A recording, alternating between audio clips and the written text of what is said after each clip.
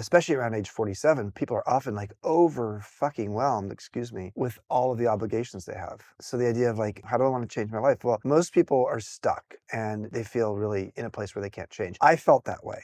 I had that flatline experience right as I was going into a pretty dark place in my life. And I also lost 5 male friends in midlife to suicide during 2008 to 2010. I was surrounded by people who were not getting to the other side very easily. My flatline experience was almost like, you know what, you can change your life. And ultimately, it's been a badge of courage that I've worn for the last 15 years because it helped me to say, okay, I got to the other side from a really dark place. How could I help other people do the same so that people are not feeling in midlife like, oh man, I'm done. You know what? I don't want to live anymore, or I don't feel like I have options, or my best years are behind me, or I'm too old to fill in the blank. So that's really what MEA is all about, is how to help people to navigate midlife transitions, because we have so many transitions happening between age 40 and 70.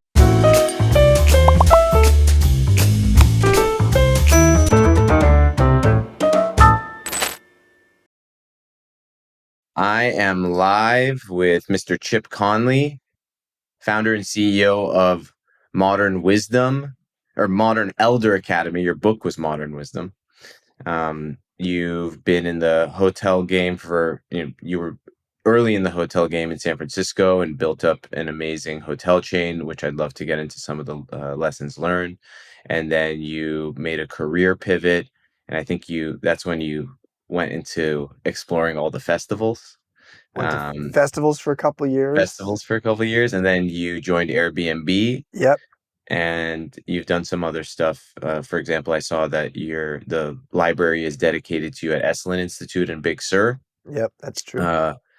And now you are doing like a midlife retreat. Midlife wisdom school. Yep. So I'm gonna not butcher your intro and let you introduce yourself, and then I'm excited to get into your vibrant career and how it's interweaved into your life and some of the lessons you've learned along the way. Thank you for being here. Yeah, John, thanks for having me.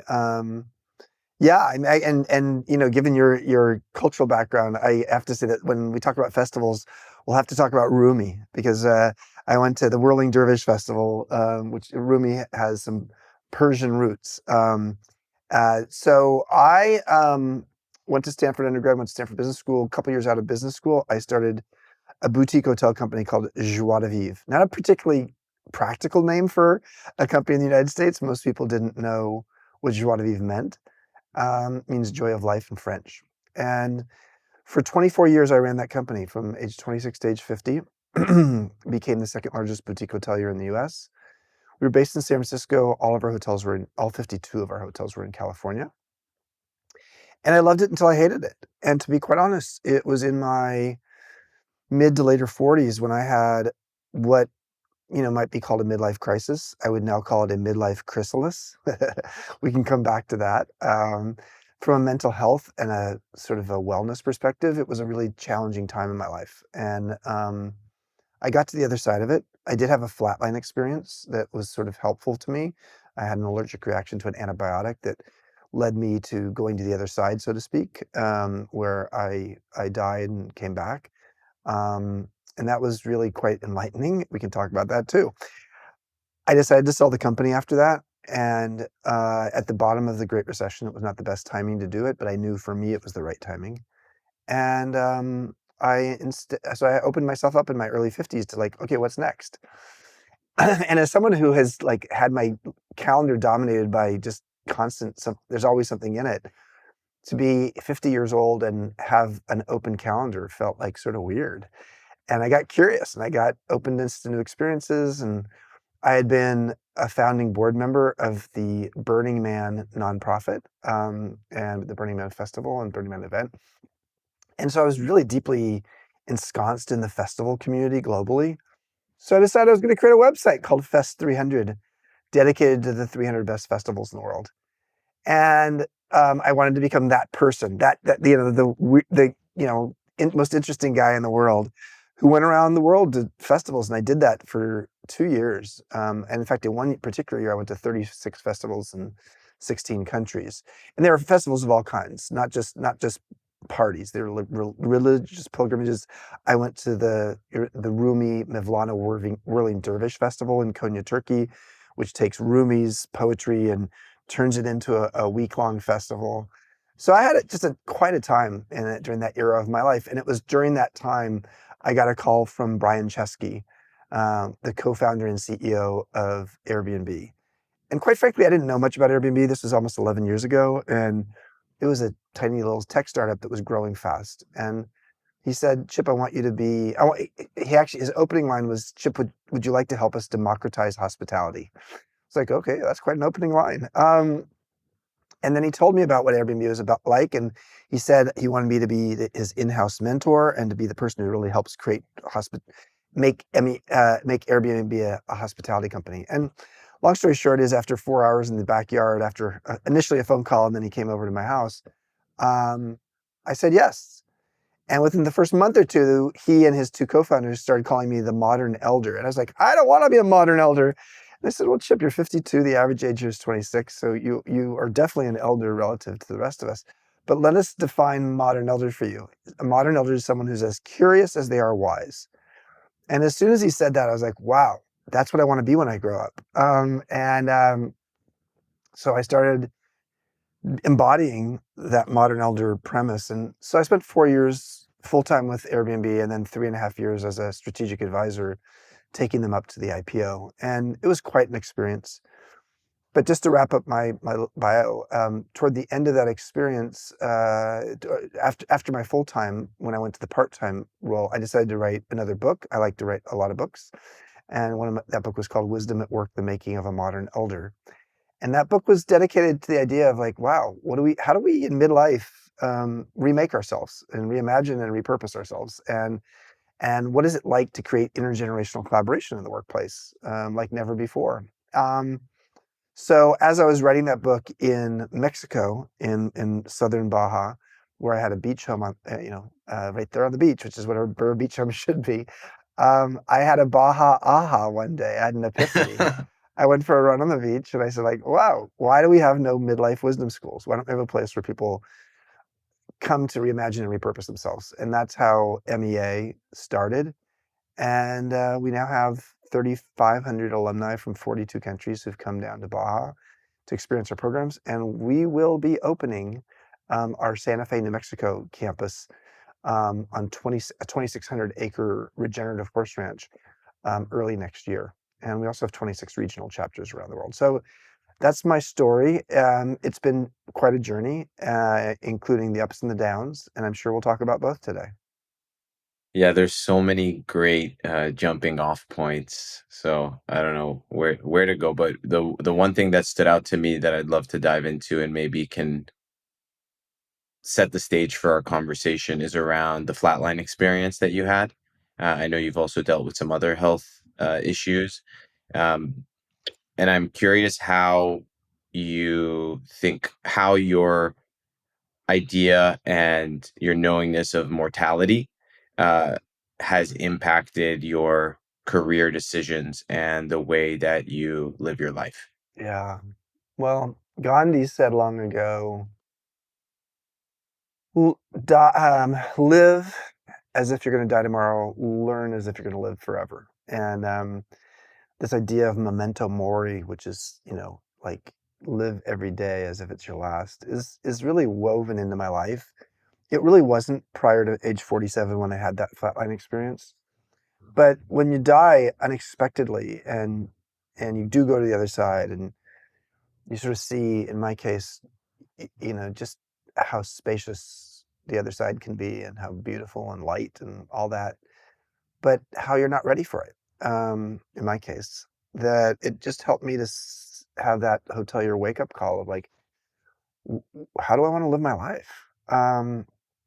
And that's not a question we ask very much. And it's a privileged question. Let's be really clear. Like, especially around age 47, people are often like over fucking whelmed, excuse me, with all of the obligations they have. And so the idea of like, oh, how do I want to change my life? Well, most people are stuck, and they feel really, in a place where they can't change. I felt that way. I had that flatline experience right as I was going into a pretty dark place in my life. And I also lost 5 male friends in midlife to suicide during 2008 to 2010. So, I was surrounded by people who were not getting to the other side very easily. My flatline experience was almost like a divine intervention that said, okay, you know what? You can change your life. And and ultimately, it's been a bit of a badge of courage that I've worn for the last 15 years because it helped me to say, okay, I got to the other side from a really dark place. How could I help other people do the same? So that people are not feeling in midlife like, oh man, I'm done. You know what? I don't want to live anymore. Or I don't feel like I have options, or my best years are behind me, or I'm too old to fill in the blank. So that's really what MEA is all about, is how to help people to navigate midlife transitions because we have so many transitions happening between age 40 and 70, let's say. Yeah. Yeah, and I've even heard you say that it's happening now earlier with millennials, and I'm seeing that around me is people have been in the work world for 12 to 15 years, and they're asking themselves what is going to be the second half of their 35 to 50, for example. So how do you teach that to people? Is it like principles or lessons? Is it doing other things outside of just the logical brain of like you've mentioned, surfing and yoga and all these other things in order to kind of get them out of their heads?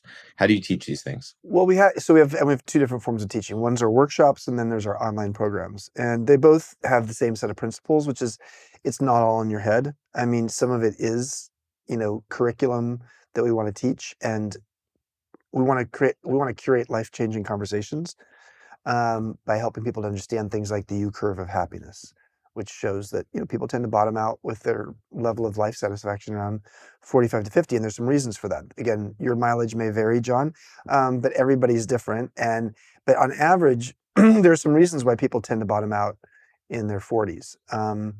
And why do people get happier in their 50s and beyond? There's some reasons for that too.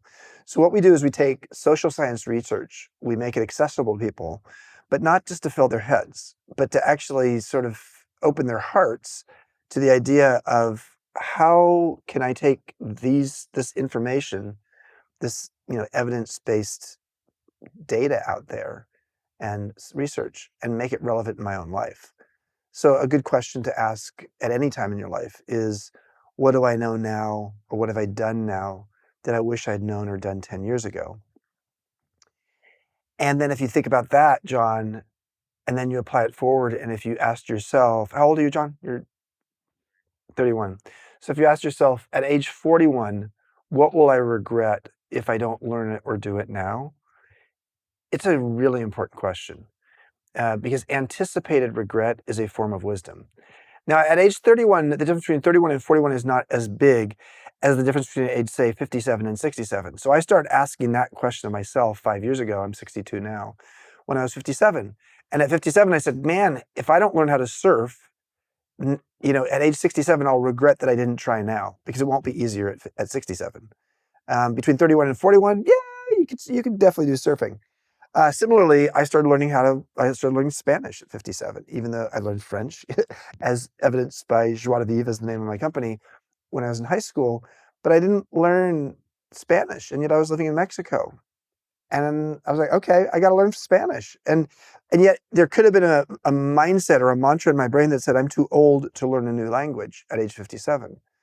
So our program is based on the idea of taking social science, applying it personally, doing so in a way that asks interesting questions of the mind, but also marinating your heart in new ways to sort of approach things from a different perspective. So one of the key things that we need to learn as we get older is how to move from a fixed to growth mindset.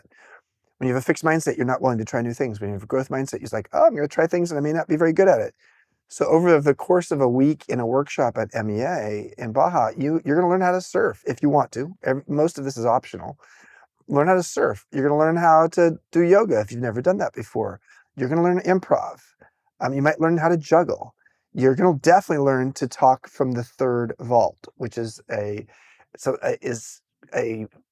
set of language we have. The first vault in our life is our facts. It's usually what we lead with in meeting new people. The second vault in our life are stories. It's sometimes things we get stuck in, our stories. The third vault in our life is the essence of what's going on for us right now, our emotions, but also something deeper like soul-based yearnings, things like that. So you spend a week with a group of people speaking from the third vault. We do not even do this with our spouses or best friends often, and especially men. And that's another opportunity to become a beginner again. So yes, some of what we do sneaks up on people because it's like, why am I learning how to bake bread with a group of 4 other people that I'm going to present to everybody else? Like, I don't need to learn how to bake bread, but you do need to learn to try something new that you've never done before. And your bread's going to be better than the bread other people are making because you've got these other ingredients. You've just collaborated. And after we've done what we call the wisdom circle in the morning, let's go break bread. They're like, learning how to break bread is, the word companion is with bread. That's the etymology of it. So long story short is we're very proud 5.5 years into it that we have a deep, rich collection of 3,500 alums who are part of a movement globally. Yeah, as you're explaining the curriculum, I'm curious how someone that's my age can get access to something like that because it feels like it's something that's important at all stages of life. And like, how did you even get to talking about this stuff in the way that you're talking about it from being in the business world? Because a lot of the stuff you're talking about has to do with like personal development and psychology, and things of that nature. Have you always been studying up on Yeah. Let me, these? I want to answer your Yeah, first question and then let me go to yeah. the second question because your first question is an important one. We have had people as young as 28 and as old as 88 come to MEA and go through a workshop. So it is not just people who are in their 50s or 60s or 40s. It's, 16% of the people who come to MEA are millennials.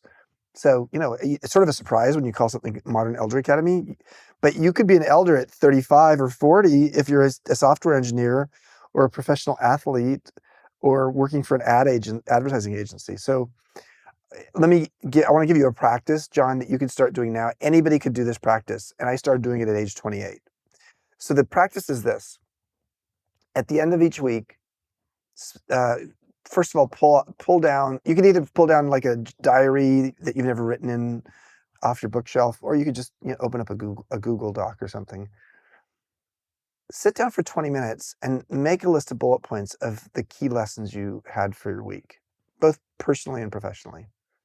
What did you learn? Often these are the things that were a pain in the ass this week. Like something that didn't go well. What's your lesson, and what are you going to take from that lesson? Spend 20 to 30 minutes. You may come up with 3, 4, 8 different things. Do that every weekend for the rest of your life, or for even 3 months, and you are metabolizing your experience. So wisdom is really metabolized experience. I like to say metabolized experience that leads to distilled compassion in terms of how you're sharing that wisdom with others. But on a personal level, learning how to metabolize your experience, your life lessons, and accelerate your wisdom as a result of that so it serves you in the future, you can do that at any age. And I know people who are 30 who are so much wiser than people who are 70, primarily because they have been a constant curious learner who makes sense of their life experience.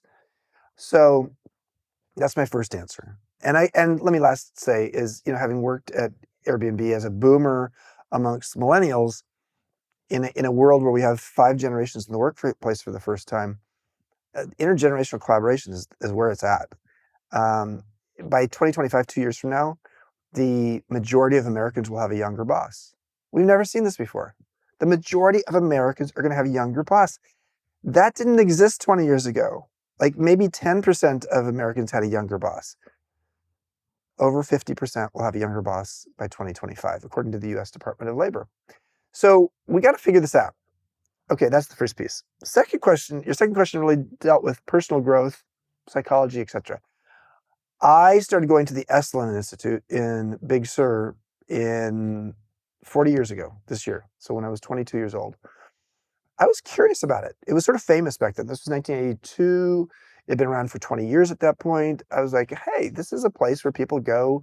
First of all, it's a pretty spectacular location in Big Sur Yeah. overlooking. I went for my 30th birthday. Yeah. It's funny because I think I might have mentioned to you. I went for my 30th birthday. I saw that your name was in the library. And then on my 31st birthday, I met you in Vegas. Oh my God.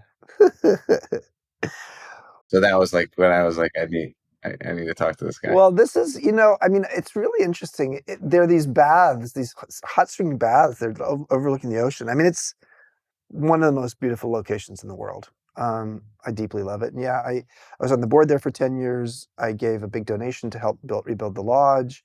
Um, and I taught there over time. So Chip was this weirdo who was running companies while at the same time doing his own human potential personal growth expedition. And I started writing about it in books. And so my books have historically been at the intersection of psychology and business.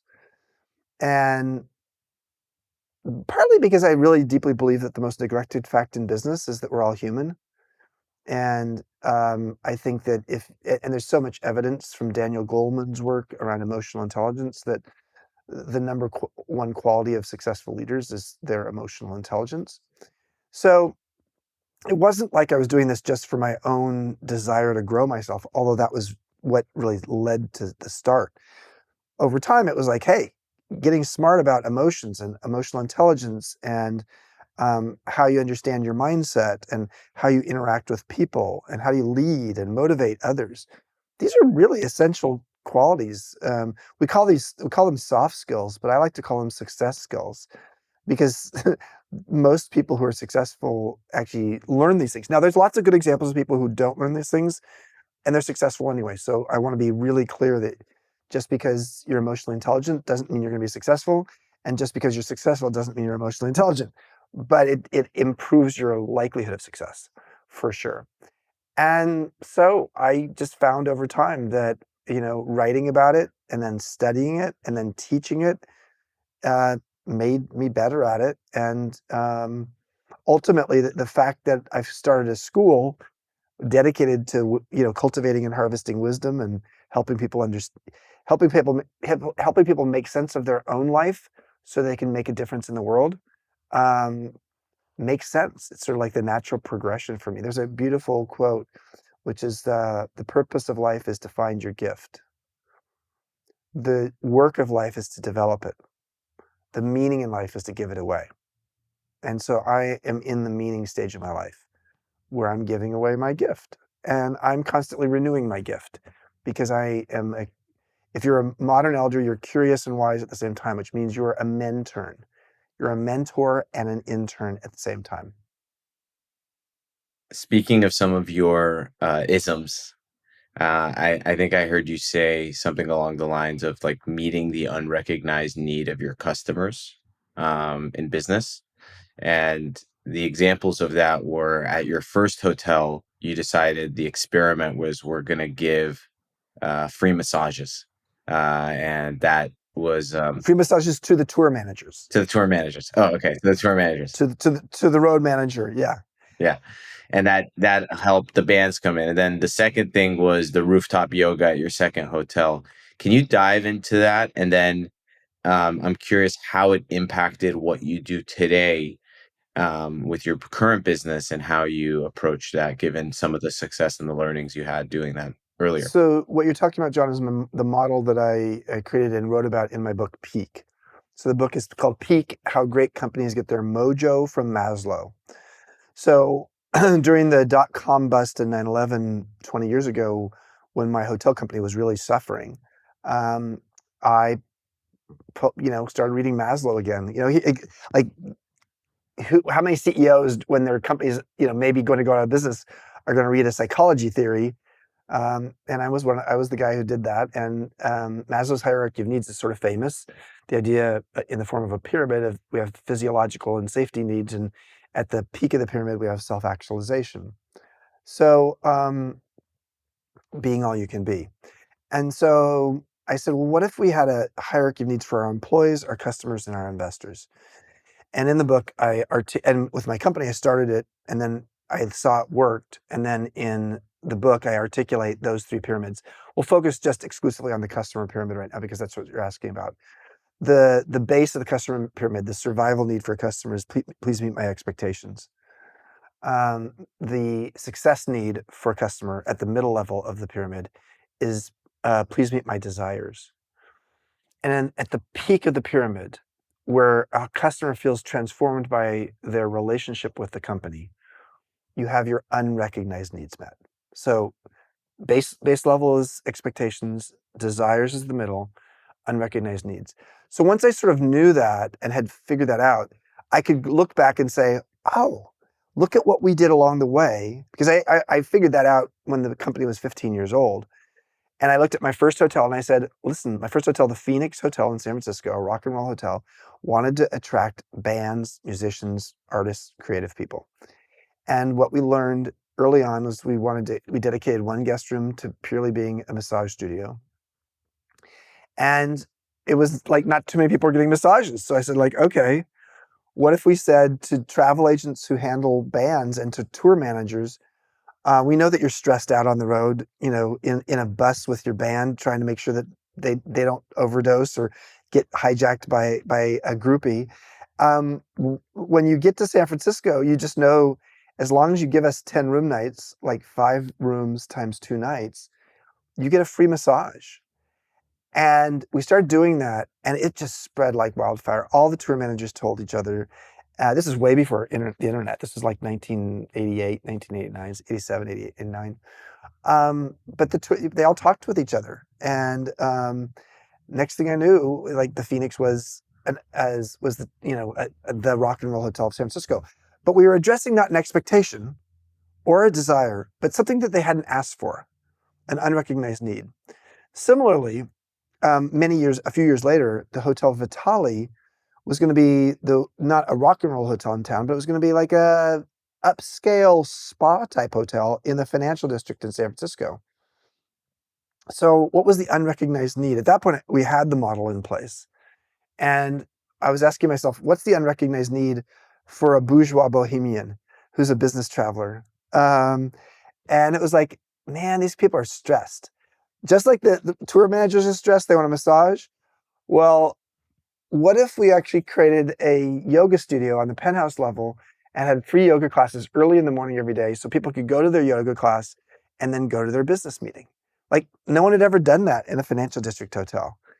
And my investors in the hotel said, like, are you crazy? You're going to take penthouse real estate and turn it into a place where you do free yoga classes? And I said, yeah. We have 200 rooms. Let's dedicate one of those rooms to that. And it was a crazy idea on some level. Now today it sounds like, okay, that's obvious. But remember, this was like the idea sprouted 15, 20 years ago, 20 years ago. And it became like there's a line out the door. I mean, like every morning people are there. And Wall Street Journal and the LA Times and everybody else wrote stories about, hey, there's this new sort of business-oriented hotel that's also lifestyle-oriented. It's like a wellness hotel for business executives in a financial district. And the Hotel Vitale became a huge success overnight. So these are two examples, both really good ones for two hotels that did really well. And I have lots of great examples of, hotels or restaurants or spas that had an idea that didn't do as well. But the idea is, how do you come up with that unrecognized need of a customer? Nobody had ever asked on our guest satisfaction forms for our other hotels for a yoga studio in the hotel. But it was a need that was unrecognized by the customer, but deeply appreciated. And Steve Jobs was famous for this. This is what he did. Reed Hastings at Netflix was famous when he decided the DVD by mail, but then he decided to disrupt himself by going with, streaming and, taking, in essence, like hurting his own core business and doing so. I heard you also brought the Maslow's hierarchy of needs to, I think, Airbnb's company culture. We did. What did that look like? Well, we looked at the employee pyramid of money, recognition, and meaning being the 3 levels of the employee pyramid. But we also looked at the customer pyramid, and the customer pyramid was really like, what is it the customers are most looking for? Why would someone choose Airbnb over a hotel. And there's some functional reasons, like they're lower on the pyramid, more space, less money, um, staying a longer period of time, um, maybe feeling like you can live like a local, you're living in a neighborhood as opposed to like in a financial district or in a tourist area. But the thing that we started to realize is the thing that was at the top of the pyramid, what people really wanted most from Airbnb was the sense that they could belong anywhere. And so belonging was the need. When you go stay in a Holiday Inn or I don't know, a Hyatt, you don't necessarily feel like you're belonging. It's a very transactional relationship. And it may be a beautiful hotel, the aesthetics are right, nice restaurant, etc. All that's good. But what was really missing and what a lot of people wanted was the sense of belonging. And not just belonging, but belonging anywhere. The nice thing about Airbnb is because, we helped homes become, in essence, a place where people could stay. There are Airbnbs all over the world in places where there's just no hotels. And so the belong anywhere became our mantra. And partly because we did an exercise that helped us to understand what was the peak of the pyramid for customers. And then now transitioning to what you're doing today, how have you taken those principles and applied them to your Yeah. current?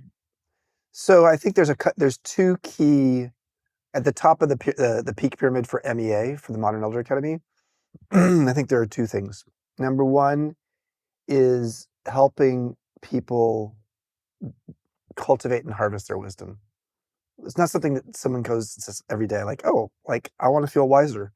Like, well, this is an unrecognized need. I want to feel relevant. I want to get a job. I want to be smart, but like wise is better than smart in a world of AI and a world where all the world's knowledge is on your damn iPhone. So that's one. But the second one has been the big surprise. It snuck up on us and it's the big one. Truly is I want to feel part of an engaged and deeply connected community. And I think that could be true for many different kinds of business models out there. But what we've seen is at MEA is the number one thing that our customers feel as a result of coming to one of our workshops or even doing our online programs or being at a regional chapter event or coming to one of our alumni reunions or etc. is the deep sense of belonging in a community of people who have a common ethos of curiosity, wisdom, and wanting to make the world a better place. And so I would say those are the dual, unrecognized needs that we're meeting there. The first one we wanted to try to go for. The second one was a surprise. Given given what you've done so far in your career, now focused on the modern elder uh, concept, where do you foresee yourself going in the next 20 years? Um, yeah, lots of thoughts there. I have two sons. One's 11, one's 8, and I just want to be more and more a part of their lives. I recently, 2 weeks ago, 16 days ago, I had my prostate taken out because I had prostate cancer that had moved to my lymphs in my pelvis. And so, once again, I'm face to face with mortality. And, you realize like what's really important in life is your relationships. And so yeah, I'd say in the next 20 years, just like deeply connecting and spending more and more time with my sons. On the career side of things, I'm dedicated to the idea that wisdom is an undernourished, underappreciated part of society and of our personal journeys. And so to create the world's first midlife wisdom school, and then to create a campus, and then now a second campus in Santa Fe, and we'll be having a third campus soon after that, after we open in Santa Fe in March of next year. I'm dedicated to that. I'm really dedicated to the work. Peter Drucker came up with a phrase in 1959. We're all familiar with it now, but when he first came up with it, people were like, "I have no idea what you're talking about, Peter." He said, the world will be someday ruled by knowledge workers. And no one had an idea what a knowledge worker was in 1959 because very few people had ever seen a computer. And then, because computers became, more part of our lives, by the 1980s, there was a whole practice in companies called knowledge management. I will say it today on your show with you. I do believe we're going to move into an era soon enough where we're going to have people who are called wisdom workers, not just knowledge workers. Knowledge workers are a dime a dozen today, and 7 of the 10 most valuable companies in the world today are tech companies, which are full of knowledge workers. But in a world that's commoditized in terms of its knowledge and where wisdom is more scarce, what's going to be more and more Wisdom valuable workers. is wisdom workers. And there will be wisdom practices within companies and wisdom management as a corporate practice that will be a strategic differentiator. I mean, remember the wisdom practice I mentioned earlier to you, John, about the wisdom practice of just every weekend making a list of what you learned. Imagine you had a company and you had every single team in that company once a quarter do a deep dive for an hour with your team where each team member said, here was my biggest lesson of the quarter, and here's how it's going to serve me moving forward. Everyone vulnerably and authentically puts it out there. And then after everybody's done that, let's say it's a team of 6 or 8 people. After everybody's done that, the team says and tries to agree on what was the biggest lesson for us as a team this quarter, and how's it going to serve us moving forward. That's a very simple practice, but that is a wisdom practice. And that is a good example of what any company could do because that's transferable in any kind of organization that has at least a team. So I wrote a paper called "Why Successful Leaders Value Wisdom," and you might find it if you actually Googled my name and that, or you might not. I don't know. I don't know how it's been distributed. You might see it on the MEA website. I don't know, but I wrote it not too long ago. But I do believe that successful leaders will not just value wisdom, but develop wisdom practices. Yeah. I like that you came back to the um, Friday learnings because I actually heard you say that a couple years ago, and I actually started to do it, but then lost the practice. Have since put it back on my calendar, but find it difficult to keep up. But it's something that almost I do at least a couple times a week, just sort of on my own. It's less formalized. Um, and when I'm thinking about those types of practices, a lot of it comes down, and you're thinking about wisdom, a lot of it comes down to how you allocate your time and where you allocate your time. And I think most of us spend our time actually like in this, world of work attaining, whereas some of what you're talking about wisdom comes to, and I think I've heard you say this, is attuning, actually taking the time and energy to reflect, to digest, to integrate. Um, how have you thought about that, and how have you thought about your own time management and structure?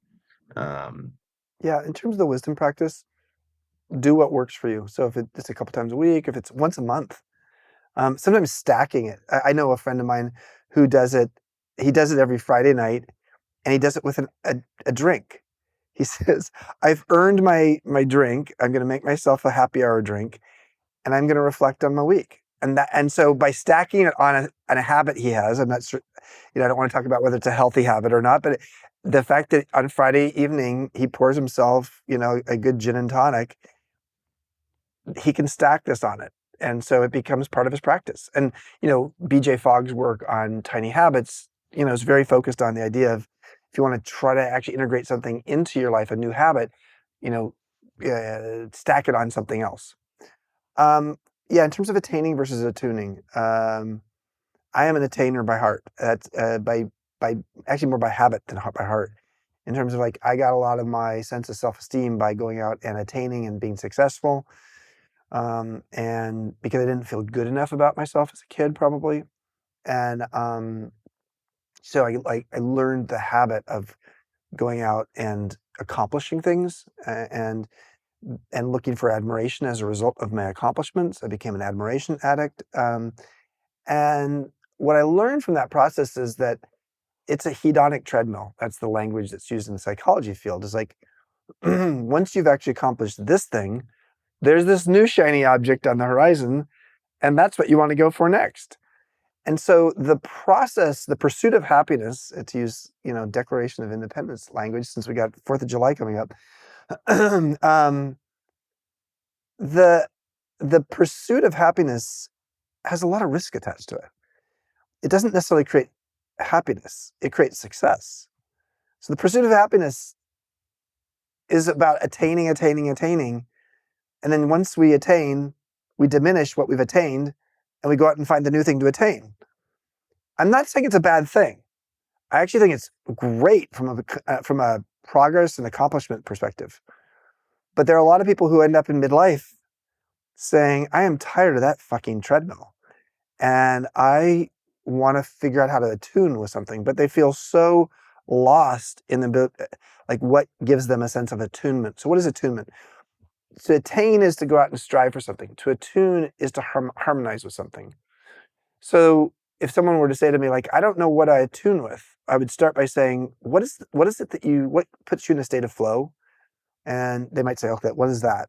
Mahali Csikszentmihalyi's quite famous popularized idea of flow is the idea that there's certain things we do that are about a combination of challenge and skill. We have certain talent at it, and we love doing it because we lose a sense of time. We have timeless awareness when we're doing it, and we get better at it, and we enjoy it.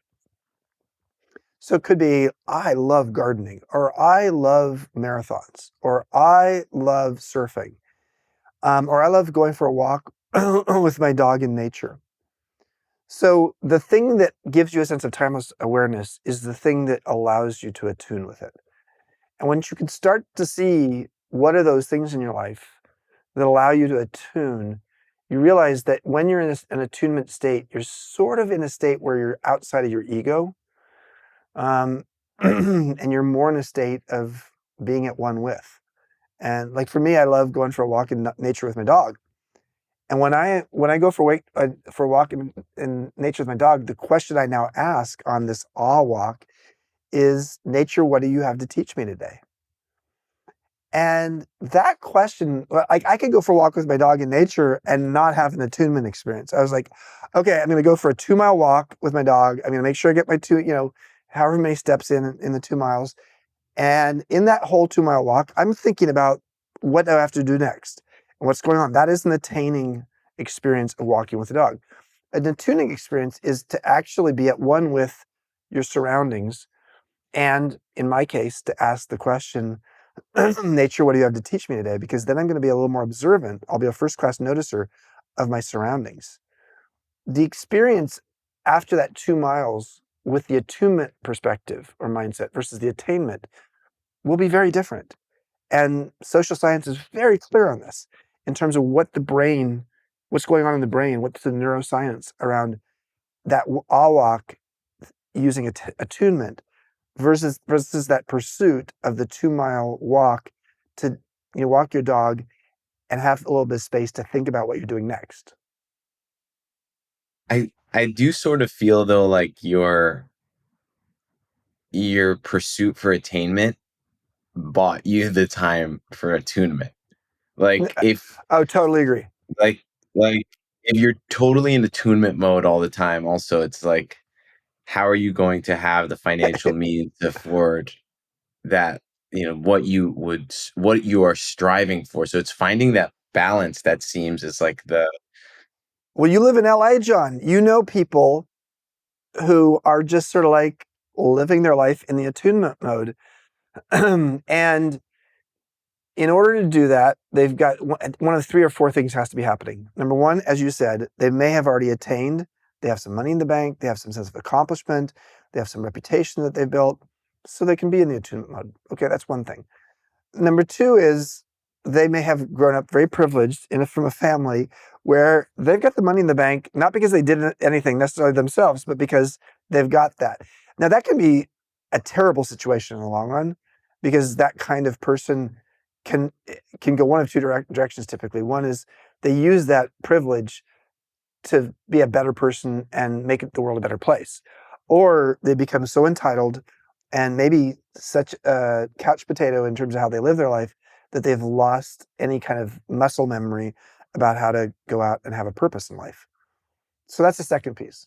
A third piece is the kind of people who you might see at Esalen occasionally, which is they're like in constant attunement mode, but they have no money in the bank, and they are in a needy state as a result of that financially, and sometimes getting to a place of victimhood as a result of that. And then fourthly, there's somebody who actually is in the attunement mode of a Henry David Thoreau philosopher kind of mentality of like, you know what? I've come to realize that I really don't need a lot in life. And I focus on the things I love. I don't spend a lot of money. I'm not very attached to things, and I live a good life. And that's maybe the person who's in category 3 who evolves to category 4, because I do find people who are fit that profile, and they're not full of victimization, and they're not sort of like just like new age blather talking about something. They're using their attunement and their time and spaciousness as a way of becoming wiser, and they are interesting people.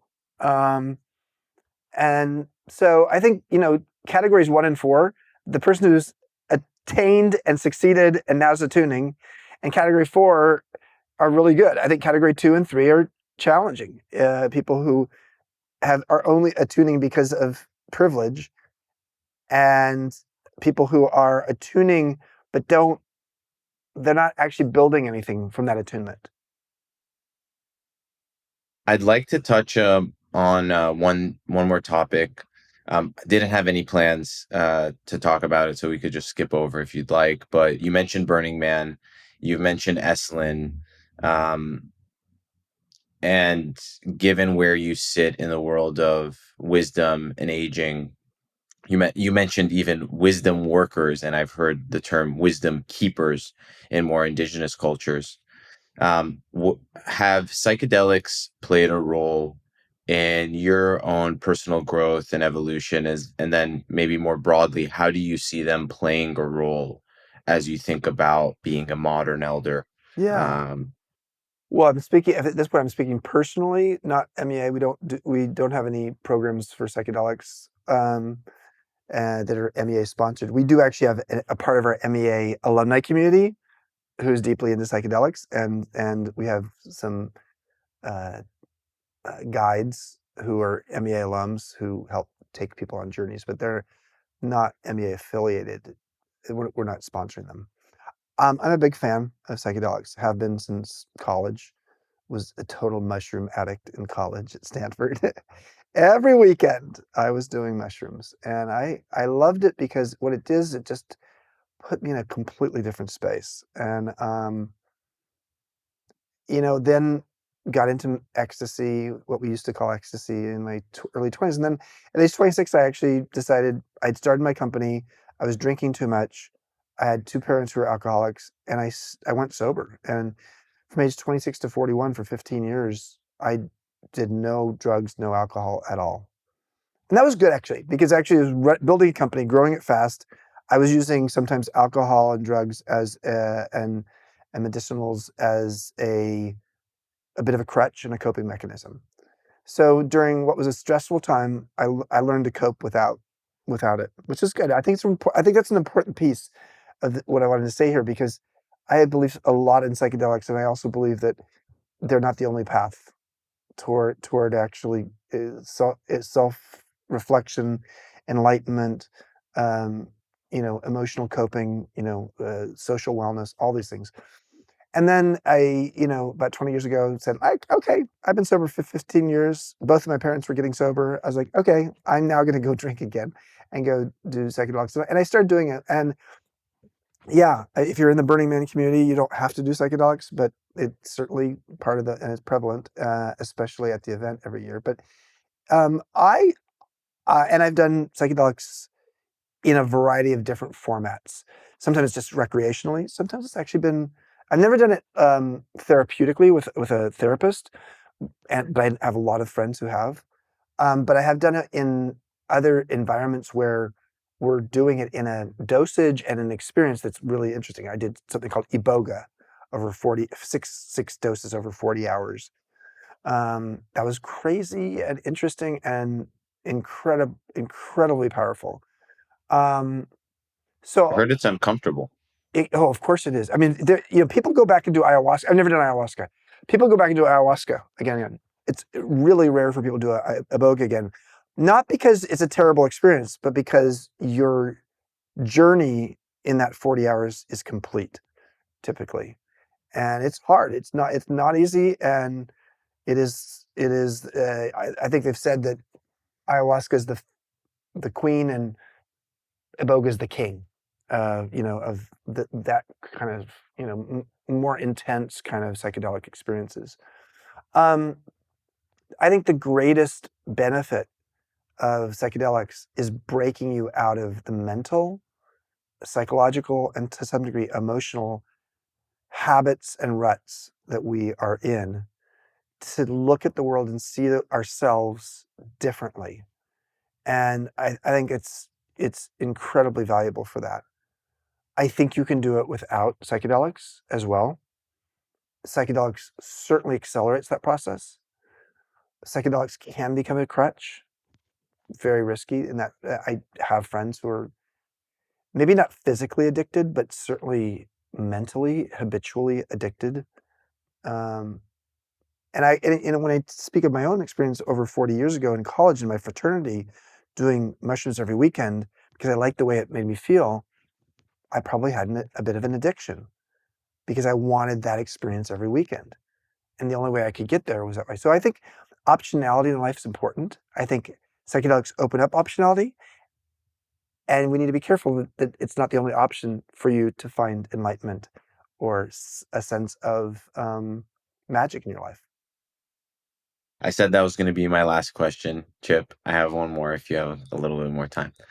Uh, Given your book, Wisdom at Work, given the work that you did at Airbnb with the culture, given Modern Elder Academy, everything you're doing, how do you think and given where June sits in the world of HR tech and employee wellness, how do you think companies can think about investing in intergenerational workplaces and also investing in the growth and the wisdom development of their employees?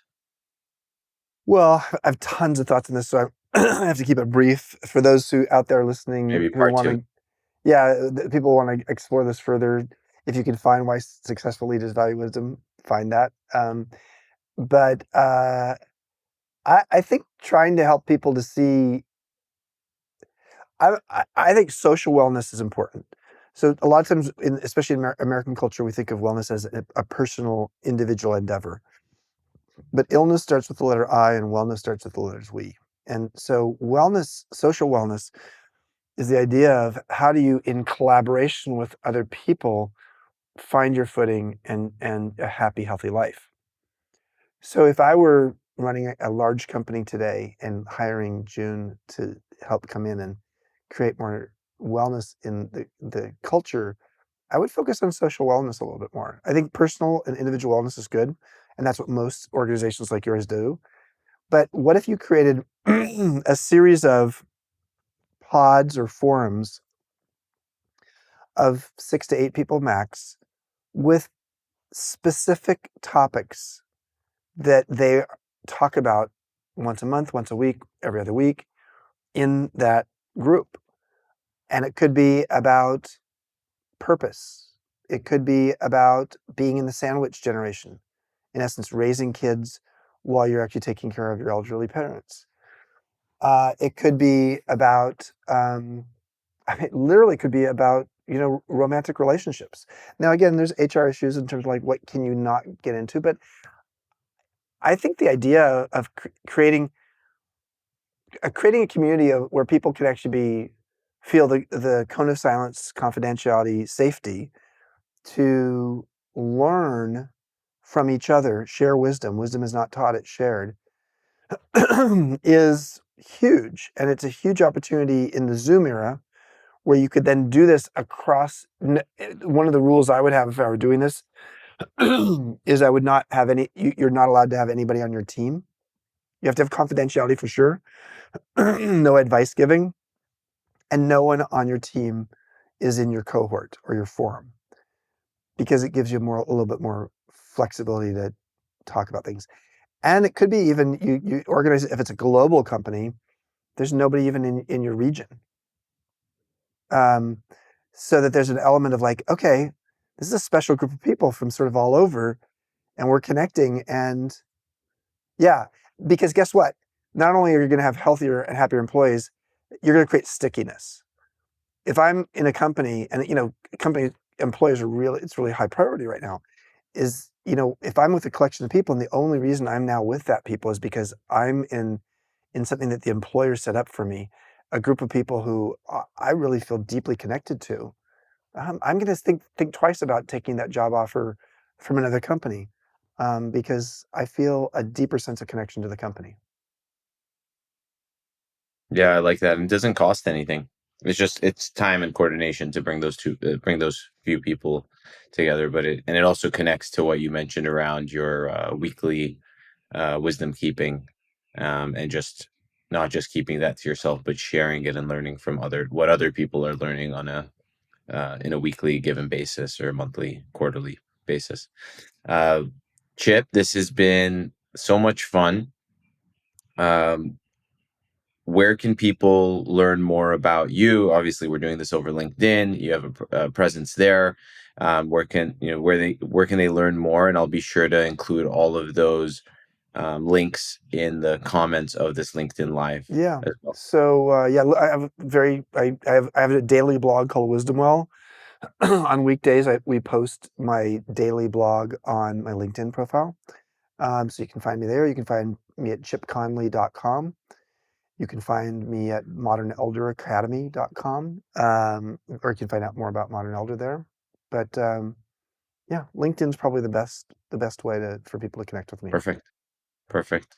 Yeah. Really appreciate you making the time and sharing your wisdom. It's been a lot of fun, and I look forward to seeing what you accomplish in the years to come. Same with you, John. Thank you. Thank you.